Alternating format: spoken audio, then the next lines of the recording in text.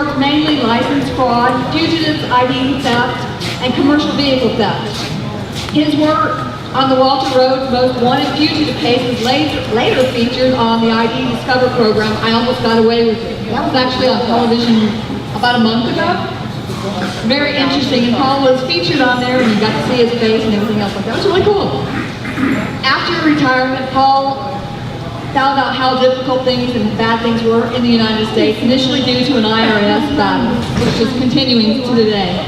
He became politically active and volunteered time with the Tea Party Network, the Florida Campaign for Liberty, and founded the citizen group Floridians Against Real ID, and now works as a Liberty lobbyist with Liberty First Network. Can you please give a round of applause to Paul?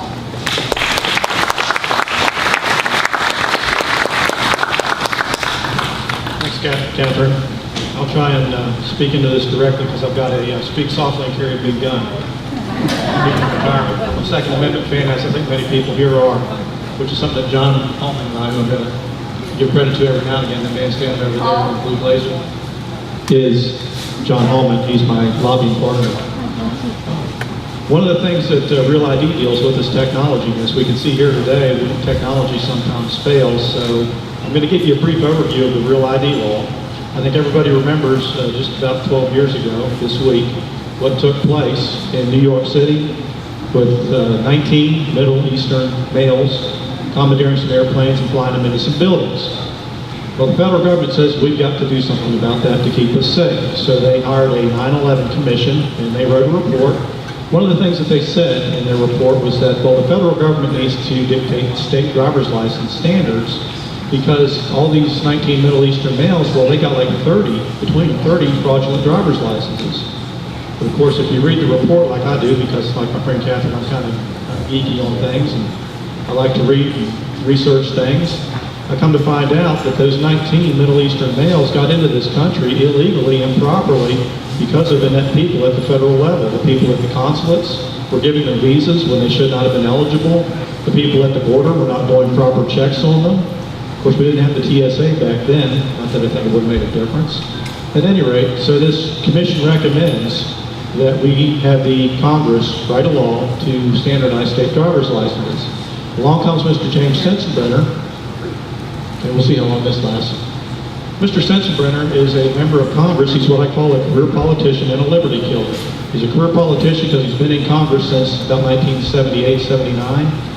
And I tallied up, again, I like to read and research things, I tallied up how much money we paid this man in his career. It's over $4 million. So actually, he's one of the ones that is going to get a good retirement. We joke around about that every now and again. I call him a liberty killer because one of the things that he did was the USA Patriot Act, which is a huge violation of our Fourth Amendment, among other things. I'm not going to talk about that at length. And he also talked about, or wrote Real ID. What this is the federal government, again, issuing state standards for driver's licenses. How many have read the 10th Amendment? We know that anything that's reserved to the federal government is the federal government's. Anything that's not reserved to the federal government nor prohibited to it by the state or to the states by the Constitution belongs to the states or to the people. Well, a Florida state driver's license belongs to who? The state. Okay. So how do you get around that? Well, if you're Mr. Sensenbrenner in Congress, you just make this law that says a state shall, a state must. And about half the states said, no, we won't. There's a fellow that used to be governor of Montana, Brian Schweitzer, real cool guy. He came out and said this Real ID is a harebrained federal scheme. It's not going to work. He wrote a letter, he wrote a couple of letters to Mr. Sensenbrenner over his hearings on the issue. And he said, we refused in Montana and we'll refuse again. And he's a great guy. I tried to convince him to run for governor here in Florida, but he wouldn't do it. Anyway, in 2008, a fellow named Kerry Baker, who is a tax collector now, I believe, here in north central Florida, Lake County, comes up with this Senate Bill 1992, and I think his intentions initially were good. He was sold a bill of goods that, Senator Baker, this is going to keep the illegal aliens from getting a driver's license here in Florida. More on that in a few minutes. And what this will do is keep us safe as well because it's these federal standards for driver's licenses. So he writes a bill, Senate Bill 1992, and it basically flies through the House and the Senate, gets modified a couple of times, as they always do, and only 2 people out of the whole 160 dissent say, no, that's not a good idea. So now, effective 2010, if you've had to go into a driver's license office, especially if you're a married or divorced or widowed woman, you know the hard time, you know the ringer that you're put through for this process. That's courtesy of the United States Congress, courtesy of your Florida legislature. Again, about half the states said, no, we're not going to do it. Some that didn't do it are finding that their own state agencies. In Tennessee recently, the Tennessee Department of Highway Safety and for Homeland Security is trying to backdoor in about $600,000 to pay for real ID when the legislature said you can't do it. And Missouri tried to do the same thing with gun permits. They tried to enact a real ID type scheme there with concealed weapon holders. And the Governor Nixon there got a lot of heat over it, as he should. Here in Florida, it's not really been much of an issue. I formed this group in 2010 when I went to get an endorsement on my motorcycle license. Come to find out, well, you need this, and this, and this, and then we're going to scan it into a database. Well, I am a privacy advocate. My wife, who brought me here, will tell you that the reason I moved to North Florida, outside of Tallahassee, was to be left alone. And that's pretty much how I lived until the IRS started taking a lot of money out of my pocket. I won't go into that anyway, because that would be a whole other topic. But I got involved in this, and I started Floridians Against Real ID, and came across some other groups, the Fair Tax Organization, the Campaign for Liberty, the Tea Party Network, volunteered some time with all of them. Got to know the political process, and then I met Mr. John Hallman, and he took me under his wing, and I started learning how to be a lobbyist. And what this is just going to talk to politicians, but I'm going to get into detail, and we'll get into detail on that later this afternoon. Okay, am I up and running here? Okay, this is stuff I've already covered. The main thing that I talked about when I talk about this 9/11 Commission and its federal rules violates the 10th Amendment. When I have something in red here, it's going to be a constitutional issue for real ID. The terrorist travel monograph, if you ever care to download that and read it, it's written in federalese. It's very boring, it's very lengthy, it's very large. But if you read that, you see how these border screeners, somebody that was not entitled to a visa by the federal government's own rules and regulations, they gave them. And here you go, come on into the country. Get onto an airplane and destroy one of our buildings, kill 3,000 Americans. None of the people that attacked us was an American citizen. None of them were married, widowed, or divorced women. Mr. Sensenbrenner wrote the original bill in 418, which was standalone. It couldn't be enacted. So what do politicians do when they can't get something enacted? They take it and they hide it in another bill. And if you're smart, which Mr. Sensenbrenner's smart, remember he's been a congressman since the late 70s, so he knows how to survive politically. If you're smart, you hide it not in a fast food bill, but you hide it in a defense bill, because who's going to vote against authorizing troops in the military? It's a National Defense Authorization Act. It's a good way to get things passed. So how H.R. 1268 comes along, Defense Authorization Tsunami Relief, and it created 4 official purposes that require federal identification. Anybody that you talk to that likes real ID will tell you it is not a national ID card, but this word federal identification is in quotes because in the law it says federal identification. Does anybody know the difference between a federal identification and a national identification card? I don't. The 4 official purposes, the one you always hear about is getting on that plane, flying on commercial flights, getting to nuclear plants. Don't really care about that. Entering any federal building. But if you do that, Congress shall pass no law abridging our right to redress our grievances with our government. If our government happens to be in a federal building, guess what? Congress has just abridged our rights. So that's a violation of the First Amendment. And then the 4th thing, and this is what really burns me up, is that in the media, when you read stories about real ID and states having problems, the very first thing they'll talk about is, well, we want our people to be able to fly on airplanes. Well, how about anything as determined by the DHS secretary? Anything? Yes, anything. That is the exact language in the law. How many people voted for a DHS secretary? I had to laugh when Mr. Sensenbrenner started complaining about all this NSA surveillance and his Patriot Act being used against him and his people, because the Republicans violated the Constitution for foolishness like this. Now guess who's in the White House? It's a Democrat. Who's the DHS secretary? It's a Democrat. It's being used against them. That's what happens when you violate the Constitution for your purposes. If the DHS secretary rules that you must have a federal ID to buy gasoline, and that would be very easy to justify, those 19 Middle Eastern males, they had to buy gasoline somewhere to get to New York City, or to get up to Boston, to get on those airplanes, to get on them, to fly them. So we ought to start regulating gasoline. What else could it be applied to that you enjoy doing? And do you think this is too much power for an elected official? Again, this is the law. It's not proposed. It's not talked about. It is the law. Since 2005. Totally changed how states issue their licenses. to remove the protections for residential address for law enforcement, retired law enforcement like me, and domestic violence victims. Citizens now have to produce numerous documents to include personal papers, such as their bank statements or power bills, to prove their address, even though there's no cause to believe they're not who they say they are. I spoke about this subject over at the populist O'Brien Tea Party. Anybody here from O'Brien? There's a couple.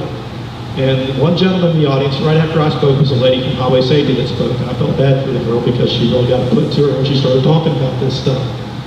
But one of the things, one of the gentlemen in the audience said, "You mean to tell me if I've got my power bill on file, that means I'm not going to be able to commit any type of terrorist act?"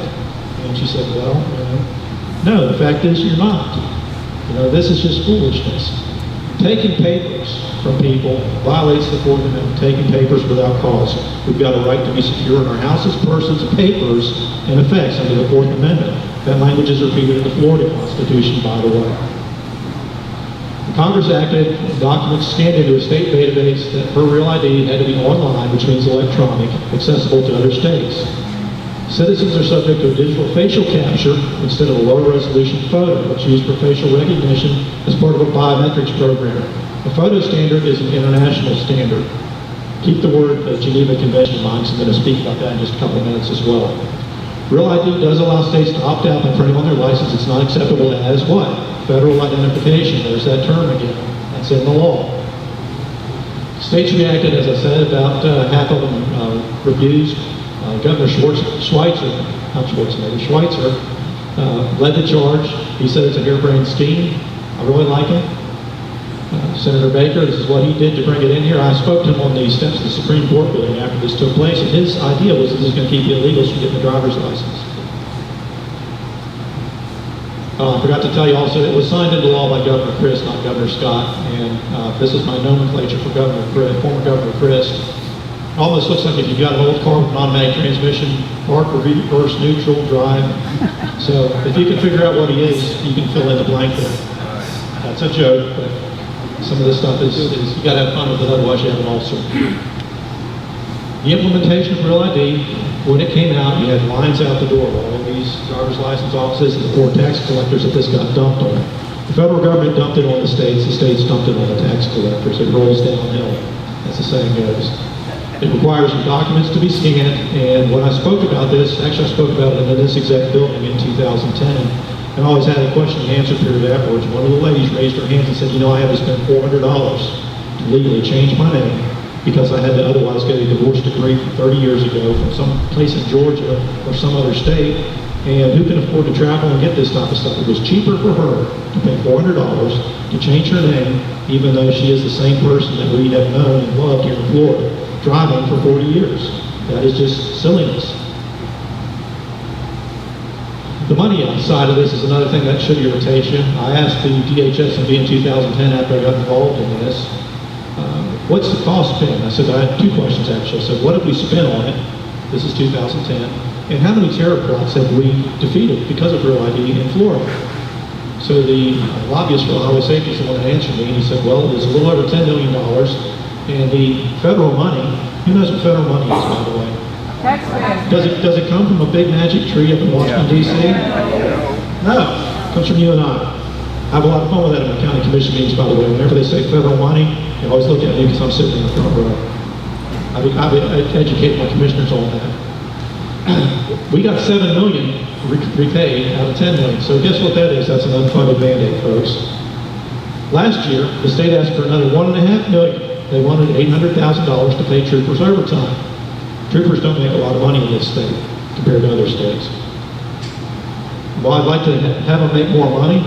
Not for this, because the solution here, instead of paying our troopers $800,000 and spending $700,000 more for Real ID, how about we just do away with Real ID, roll the fees back from $48 where they got before Real ID, back to $20 where they were, roll the tax fees back to. The governor is now running for re-election, and he's asking some people questions about, do you think these fees are too high?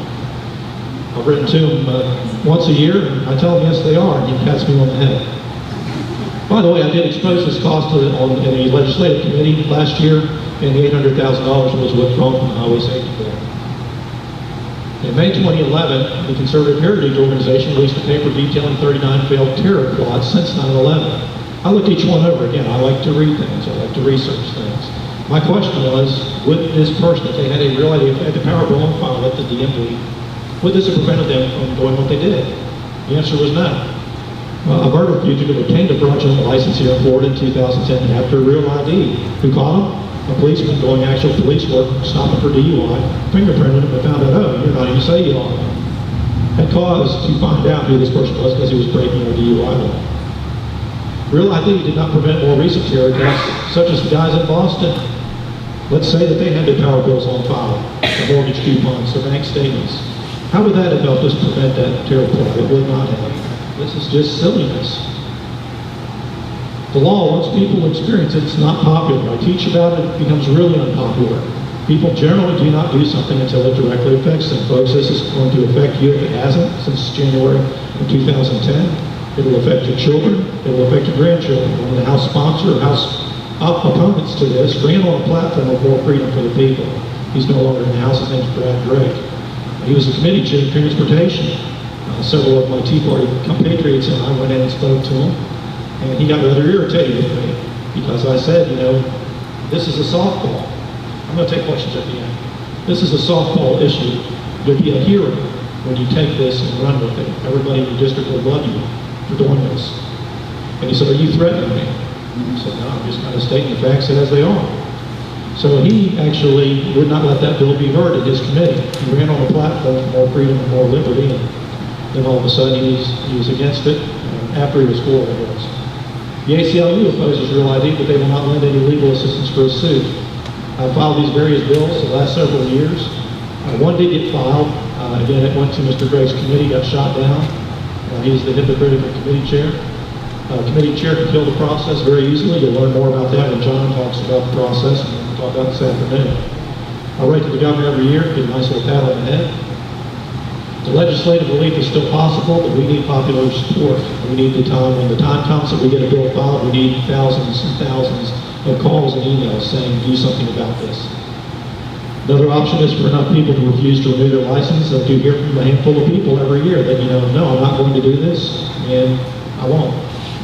A lawsuit based upon constitutional violations is a costly proposal. I've talked to lawyers, they said bring about $50,000.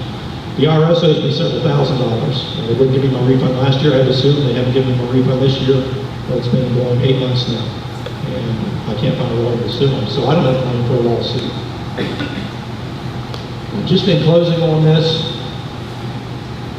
is ineffective, it's costly, it's costing us millions, it's not doing what the government said it would do, the government's got no business in it. So this is something that I think really needs to go away, big time. I'm going to move on now because we're relatively short on time. I've got a little video I want to play as well with red light cameras. I will take questions here at the end, so if you just remember what it is you want to ask me, I'll be glad to do so. Red light cameras. And you start this out because people at the legislature crucify you if you have gotten a camera ticket and then protest about cameras.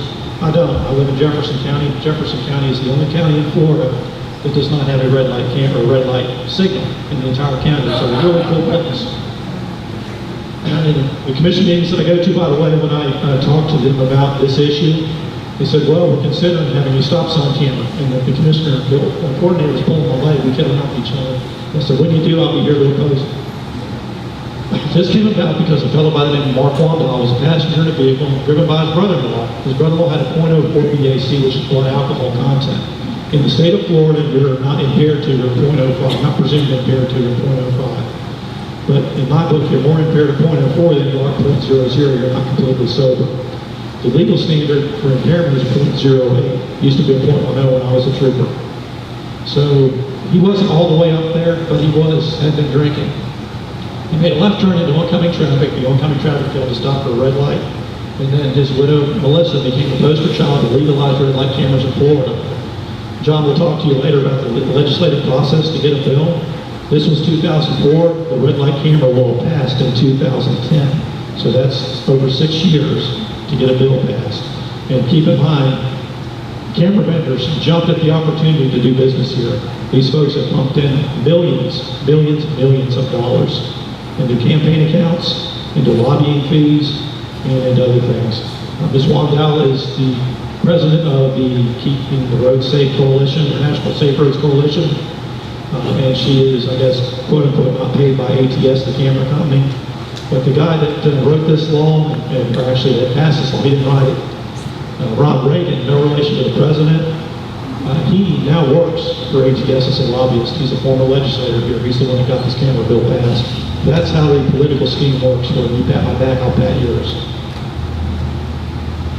I call this a scheme because a scheme is a process where you've gotten some organization to do things good or bad, and this is bad. It's a scheme to defraud. The scheme works nothing like officer enforcement. It has no points, car insurance can't be raised, the fine's lower. And yet the law is only about safety. If you talk to any city or county council person that says, yes, we're getting red light cameras, why do you want it? For safety. Yeah, the fact that we make money, or the fact that we lose money, it's all about safety. Results are never given in actual numbers, but rather percentages. And this is a neat game to play. If you have 4 crashes in one year and 3 the next, what's the difference? 1? No, it's a 25% reduction. That is how you lie with statistics.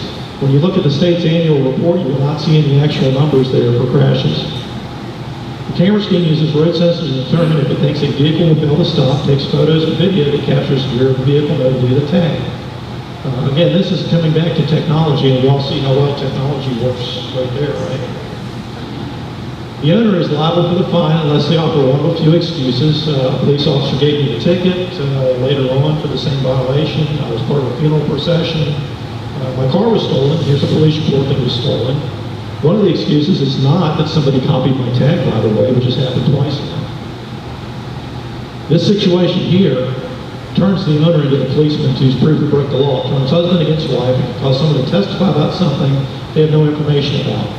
If Catherine comes to me and says, hey, Paul, I want to use your car for a day or 2, fine, you're a good friend of mine, here you go. Well, Catherine in turn gives it to somebody else. She's strongly supportive of the veterans. Let's say that she gives it to the veterans organization and some homeless veterans using the car. Runs a red light, I get the ticket. Well, as far as I know, it was Catherine Bear that got it. So I've got to fill out an affidavit, it was Catherine Bear. She didn't do it. This actually happened to a representative. His wife let a homeless shelter use a car. One of the homeless veterans ran a red light, and he got the ticket. And remember when I said people do things when it directly affects him? That affects a legislator. He was very favorable for a voters' rights bill that year for some reason. That, by the way, too, this is the guilty until proved innocent part of the law. The legal problems with this scheme, there was no way to go to court due process unless the owner failed to pay the ticket, then they received a more expensive traffic citation. It did not restore the right of innocence, and they still acted as a police officer in court to prove who broke the law. Why were we founded? Well, one of the reasons was the King of England was doing things like this with the colonists, bringing them to court and holding them guilty, and they had proved their innocence. But the 5th and 6th Amendments do not apply despite common belief because these are civil infractions, they're not criminal. 5th and 6th Amendment both have specific language dealing with criminal violations. And we'll add as an update, something happened here this year at 1:35 in the morning, the day before session ended. An opponent of red light camera, Senator Brandeis, filed an amendment, what's called a strike-all, which means he did away with the entire highway safety bill and put in some new language. And that new language is what I call kangaroo court. This allowed the cities to select who they wanted to use as a hearing officer, and that way you didn't have to get the more expensive ticket. We're giving you some relief here. It also allowed these cities to charge up to $250 for administrative fees, and unlike the $158, they didn't split that with nobody. 158 gets split 83 to the state, they keep 75 to give those of that to the camera vendor. It's automated for-profit law enforcement. And so now they can keep up to $250. And also these hearing officers are not required to have any legal training, and they're not allowed to use formal rules of evidence. So if you bring a procedural violation, that the rules say this, well, it doesn't matter. It all depends on what the hearing officer says. Who's the hearing officer work for? The city. So that's kind of like going to the IRS and saying, well, the IRS has appointed someone to hear your case, so it's for the IRS. Okay, I'll get a fair shake out of that one. I kept reading news stories and news stories and news stories talking about this city made millions of dollars, this city made millions of dollars, and I never saw anything about how many crashes there were. No one seemed to care. So in 2012, I met with an attorney for the DOT. I live near Tallahassee, so I can commute over there to their building. And I said, what I want to do is get your crash data for Florida, and I want to look at red light camera crashes and crashes at red light camera intersections. He said, fine. Surprisingly enough, I thought it was going to be difficult to do this, but I got 4 gigabytes of data. I've got every crash on my computer from 2005 to 2011. I did work initially in 7 Florida cities. Not one had a significant reduction in red light violation crashes after they did this. And I looked at before, like 18 months, after 18 months. Tallahassee, for example, had 9 before, they had 7 after. That's normal fluctuation. And at any intersection, you ask any police officer that works, you might have 6 wrecks there in 1 year, you might have 5 the next, you might have 2 the next, you might have 10 after that. Give and take. It's normal fluctuation. Nobody can predict where these things are, because if they could, they could try and prevent them. I looked at where these cameras were going in. When I say RLV, that is a red light violation, red light running. Many had no crashes prior to use of the scheme. In Manatee County, a device was installed when Mr. Wandell died at Terra Boulevard. I looked on State Road 70 on the other side of I-75 in Bradenton, if anybody's ever been there.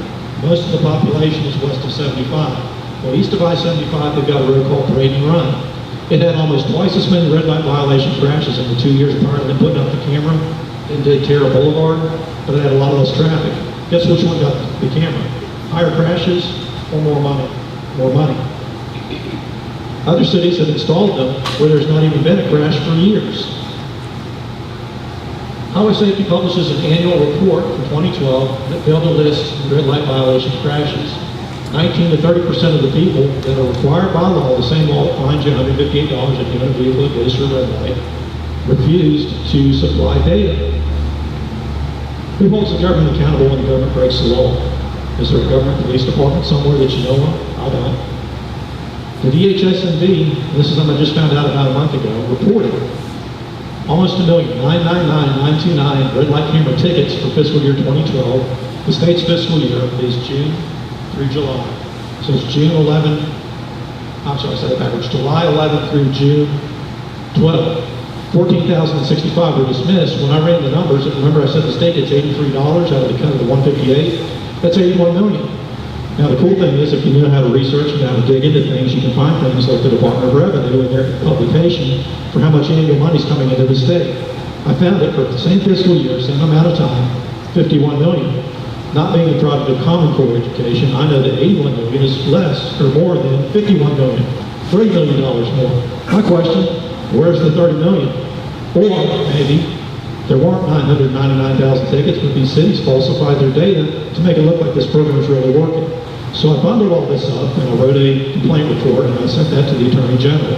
I tried to submit a complaint to the Attorney General over highway safety blocking crash data. In 2010, they put out a form called, a publication called Traffic Crash Facts. They've made that online since 1994. You can look it up and find out all sorts of stuff about crashes. 2011, they did away with the causes, so you can no longer find how many red light violation crashes there were. It's on its site now, it's restricted. You have to get the DHS&B's approval. So I wrote to the DHS&B complaining about this. By the way, I used to work for the DHS&B. And I said, this is not right. You need to publish this data. Florida Public Law Chapter 119 says so on and so forth. I was referred to a supervisor. The supervisor took a couple of days and then apologized and says, yeah, we'll make that public next week or thereabouts.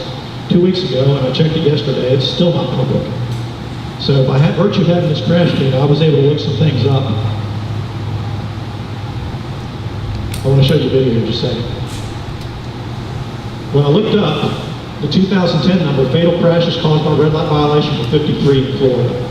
Now, in 2011, 70 cities plus are using red light cameras. Should that 53 have gone up or down? Should have gone down if these things are about safety, right? According to my DOT data, for the exact same amount of time, 53 increased to 72. If you want to play the percentage game, that's almost 36%. That's a big increase. And I'm going to take a little bit of time here to start a video. It runs about 8 minutes.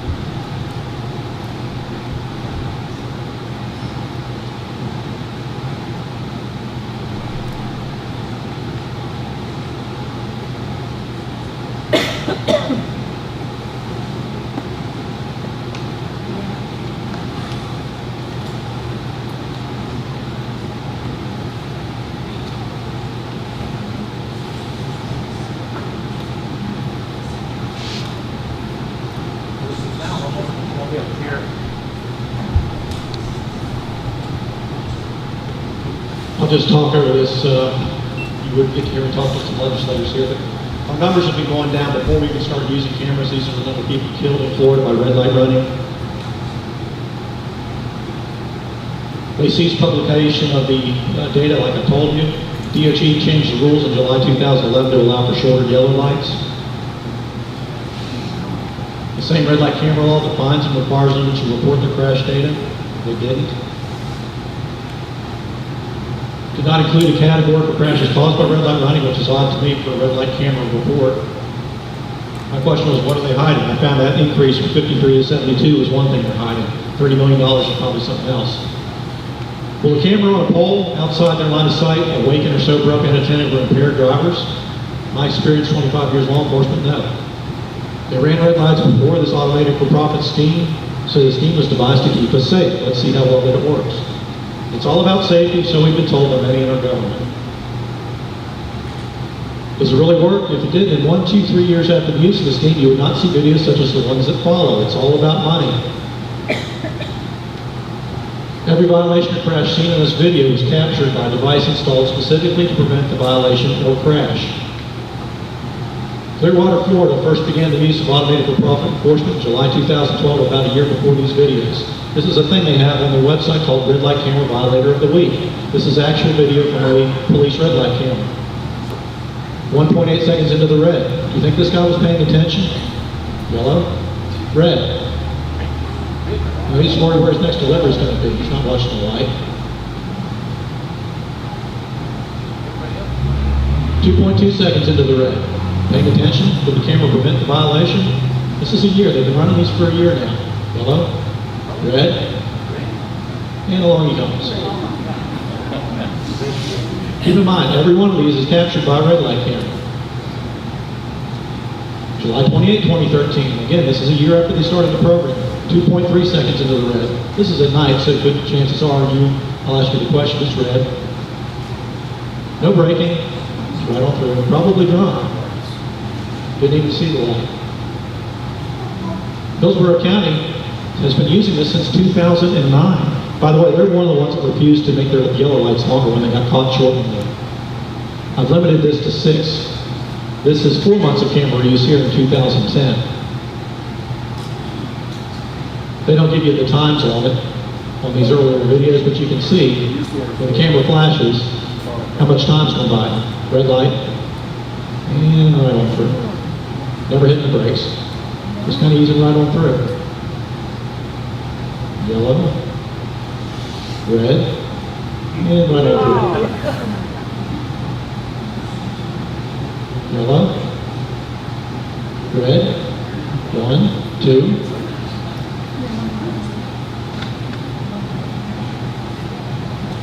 On their later videos, they actually do put a little timer up on the bottom there that tells you how long. Now there's one there. He was finally paying attention, but what got his attention wasn't the red light, it was the van about to hit him. Here we are at night again. Solid red. He just kind of eases right on through. My police experience tells me that person's probably DUI. Here's a year and 10 months of camera use. Let's see if anything's gotten any better. Multiple blatant violations. Red, 1, 2. Red for 3 minutes. Check this out. 3 minutes. Watch the car roll out. Do you think they have a clue what's happening around them? The light turned green right as they went through the intersection. More multiple violations.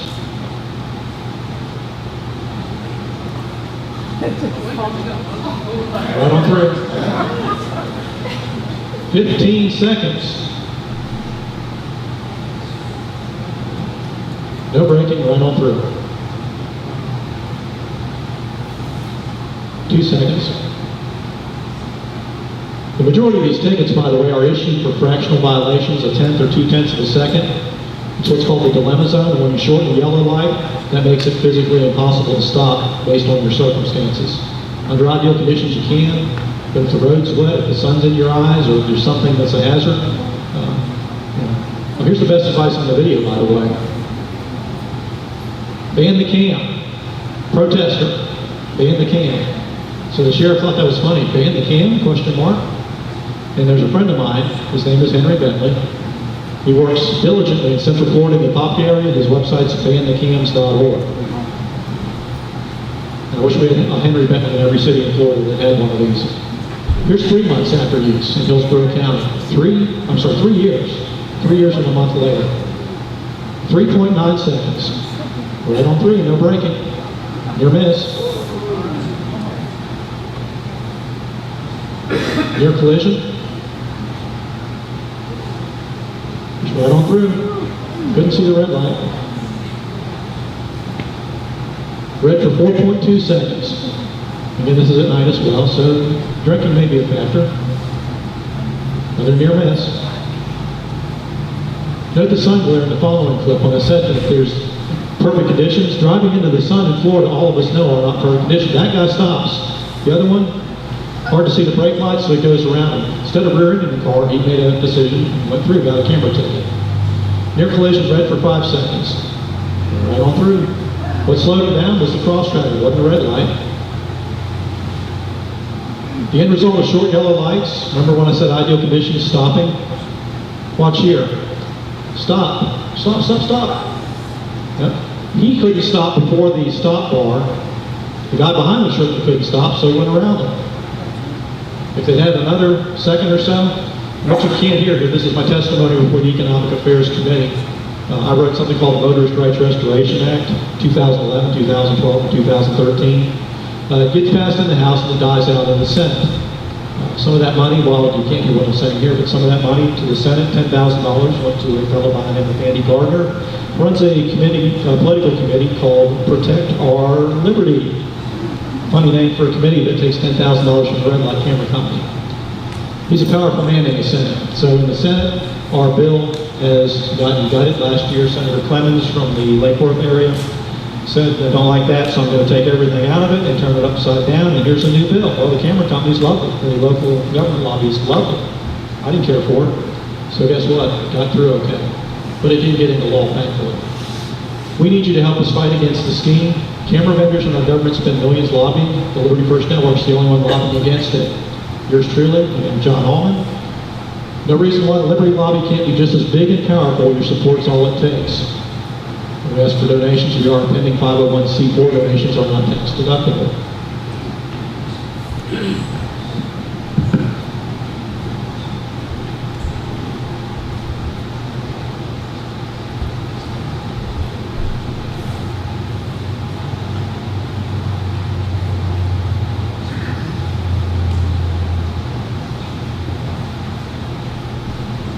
I'm going to go ahead and wrap this up here. Again, I'm just going to touch briefly on corruption.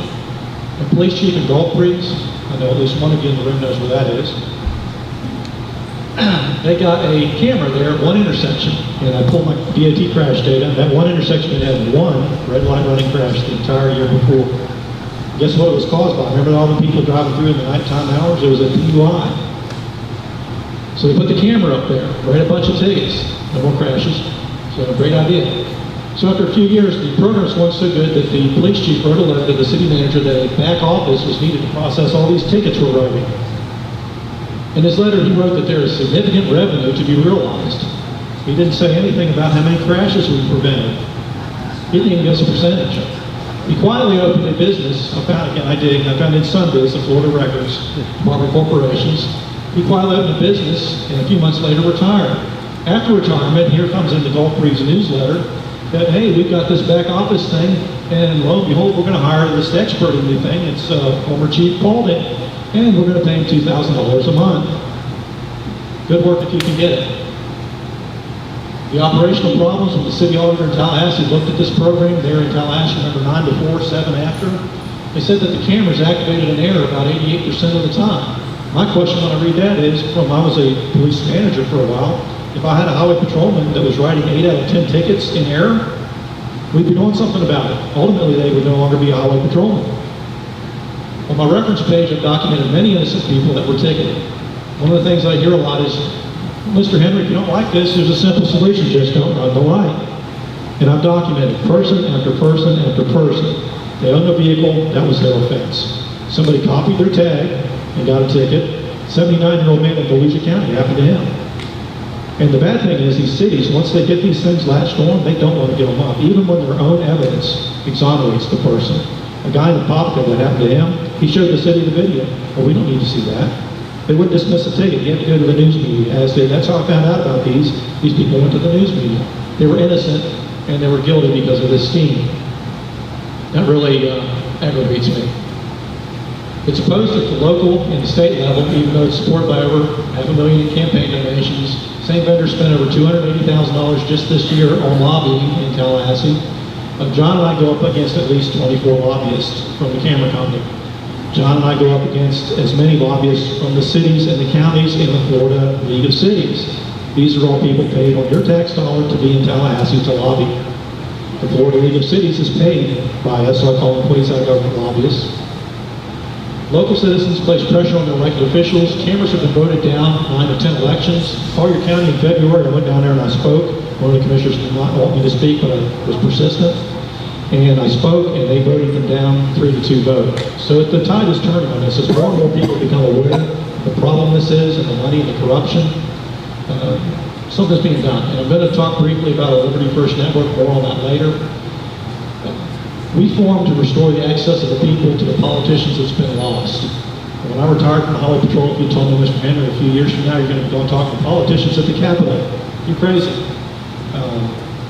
Bob is here somewhere.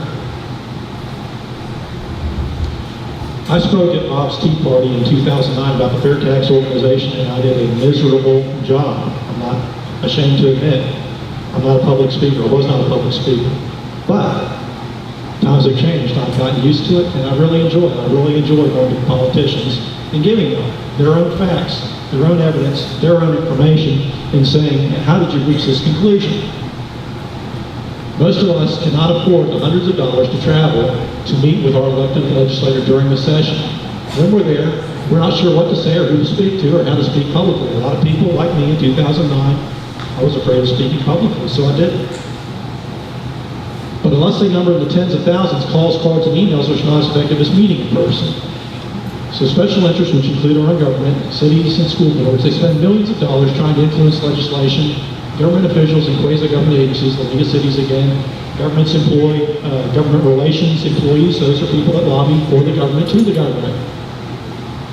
It's an activity that's recognized by our founders in the First Amendment, the redress of grievances with our government. Touched on that on Oral ID. Lobbyists have a great track record. We killed RFID microchip language. Last year, Catherine was there when I did it. I went in and I spoke to the bill sponsor, educated them on the thing. I made a good connection with him. Turned out we both knew somebody that worked for the Highway Patrol. And called a good old boy network, call what you will. It was effective. I asked him to take one sentence out of the bill. He took the entire section out of the bill. If it wasn't for that this year, starting in 2013, we've had a little electronic chip to verify your driver's license. But you gotta always be watchful for this stuff. We need more help. The time to start working on next session's legislation is now. If we were to lobby for individuals, we'd have to pay $50 for each one paying us, and a $5 donation would put us $45 in the hole before we got out of bed. So we set up the Liberty First Network. It was established so John and I can do our lobbying. Individuals can donate to the Liberty First Network. The Liberty First Network can pay us. We pay a lobbying fee to lobby for the Liberty First Network. It's $50 for the year. So that's much better cost effective. And I forgot to tell you what FHP stands for, by the way. Free or half price, that's how I live.